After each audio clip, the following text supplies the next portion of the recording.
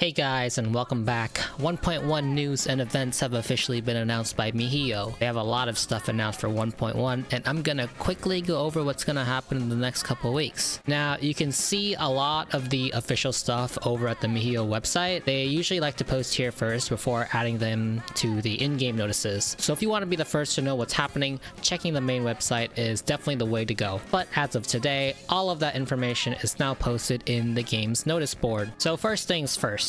The 1.1 update will be coming November 11th at 2 p.m. PST. This is for my time zone, so make sure to check the in-game details to see what time the update maintenance will occur for you. I do believe that this update is going to roll out for all of the servers at once, meaning on the West Coast, my update is 2 p.m, and for the East Coasters, it's probably going to be 5 p.m. You get the idea. Time zones, those are definitely a thing. Now, if you guys have the opportunity to do so, make sure that on the 11th, you use your resin before the maintenance starts, because you don't want to cap when the game is down. As compensation, miHoYo is giving us free Primo Gems, and it looks like whenever there's downtime, we always get free Primos, so you know, free Primos is free Primos. I don't mind that. For all I care, this game can be down for a week and we can get just like thousands of Primos. So, you know, miHoYo, if you want to do that, please feel free to do that. So we're also getting free Primo Gems because of mistranslations. And if you guys don't know what those mistranslations are, there are a couple of videos out there on YouTube that kind of go into detail about that. So you guys can go and find those videos. All right, so now what content can we actually look forward to? So we have first the Child and Diona banner. And so that leak that was going around earlier this week, that leak turns out to be correct. And this event wish is being called Farewell to Snezhnaya. Perhaps maybe a jab at the lore for Child? Maybe he's turning his back on them? I don't know. We'll see. Maybe in his story quest they'll talk about that. But anyway, this is going to run through December the 1st, and it's also going to feature Ningguang and Beidou. So once this is over, Diona will be available in the standard version of the wish, but Child will not. So this is your only chance to pull for Child if you want him. If you don't end up rolling him in this banner, there's a good chance that you will not be able to roll for Child for a very, very long time. And along with this new banner, we're going to be getting test run character trial events, so you guys can test out the characters if you want to see if you want to pull for them. And along with that, that means free rewards, so can't complain there. And we're also getting Zhongli and we're getting Xinyan.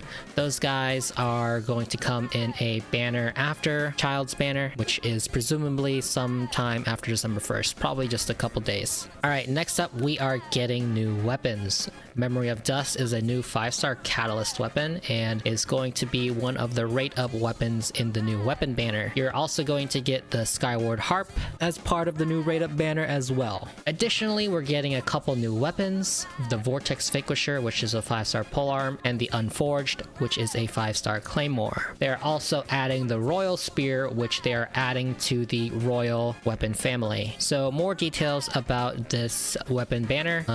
We can see that those two weapons are going to be the poster childs of this banner, and then we have a list of 4-star weapons that will also be part of the rate up. So if any of these weapons look good to you, then please go ahead and pull on the banner. But for most free-to-play players, the weapon banner is probably not the wisest choice to pull on. Another thing to note is that the Memory of Dust catalyst weapon is going to be an event exclusive, so once this weapon banner goes away, you will not be able to pull for this weapon for a very long time until miHoYo decides to end up adding it into the standard rotation, which again could be a very long time from now. All right, next up is the new Archon quest, which is presumably the quest that will continue Zhongli's quest line. And you know what that means? That just means we're getting more rewards, and more rewards is always great. So in addition to the Archon quest, we're also getting new story quests.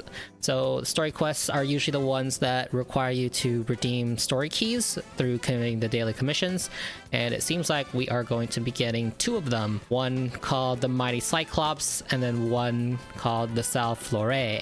The Mighty Cyclops kind of seems like it's hinting towards perhaps Timmy's storyline, so that is a potential. You know, people have been memeing on this guy for a while now because his dad kind kind of left him and he's just hanging out with the pigeons. But if you did Venti's story quests, he kind of has an imaginary ruin guard friend, and this quest just might go into more detail about that. In addition, we are getting new world quests. These are just the side quests that you can find in the map.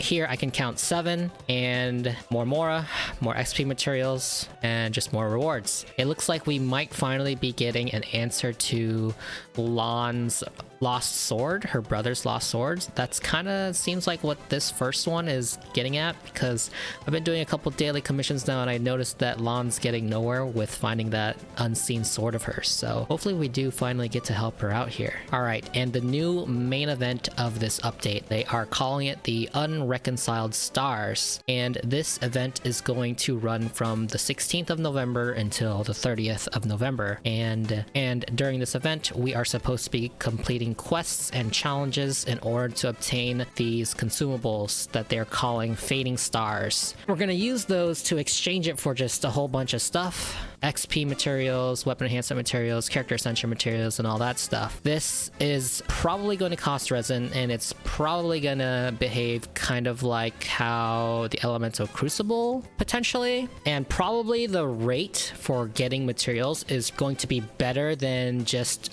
farming for these things regularly, so you might want to take advantage of the resin efficiency of this event. Now, you might have noticed this thing called the Crown of Insight. What the heck is this? I don't think we really know what this is yet. It kind of sounds like it might be the next iteration of XP materials, just because it seems like it's an adjective of Hero's Wit and Insight. You know, those are kind of adjectives, and it seems to be following this pattern of adventurer, hero, and now crown. But that's just my theory. That could be completely wrong. We'll just have to wait and see and find out. And then lastly, we'll get a free official if you complete all of the challenges. Additionally, there's 2 more events that's going to come at a later date, and we'll find out more about that soon, I'm sure. The new city reputation system is coming. There's lots of videos on these, so you can just go ahead and look those up. I'm not gonna explain this here. There is a new archive system, so we can go ahead and check out the tutorials that we kind of missed or clicked out really early in the beginning of the game, so that's always nice. We're getting a couple of new recipes and new resources, so go ahead and pick those up as soon as that comes into the game.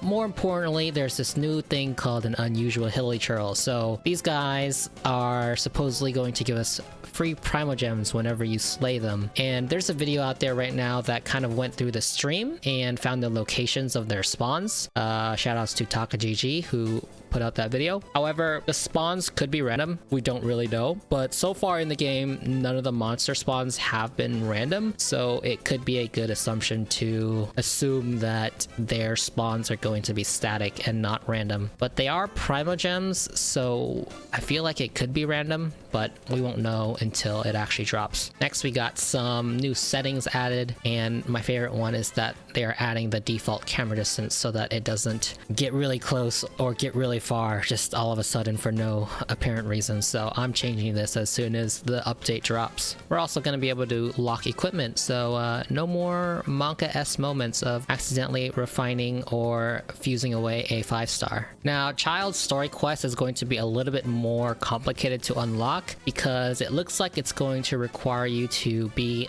AR 40, which is pretty high, and you're going to have to complete all of the quests in A New Star Approaches. Remember that A New Star Approaches is the name of the update that is coming with 1.1, so you're probably gonna have to finish all the story quests that come before you can actually do Child's Story Quest. Alright, now we can go over some of the things that weren't detailed in the 1.1 update. So first things first is Seize the Day login event. This is just like the first one that happened earlier, and basically just log in for 7 days during the duration of the event to get free rewards. Next is another free Barbara, and this is a permanent addition to the game, so that means everyone can get Barbara at this point. You're gonna have to complete a quest, but that means more AR experience, which is great, and more XP materials, which is also great. So if you already have her, you're going to get C1 Barbara, and if you happen to have her at Constellation 6, then you'll get 5-star glitter. Next up is the Fading Star Battle Pass.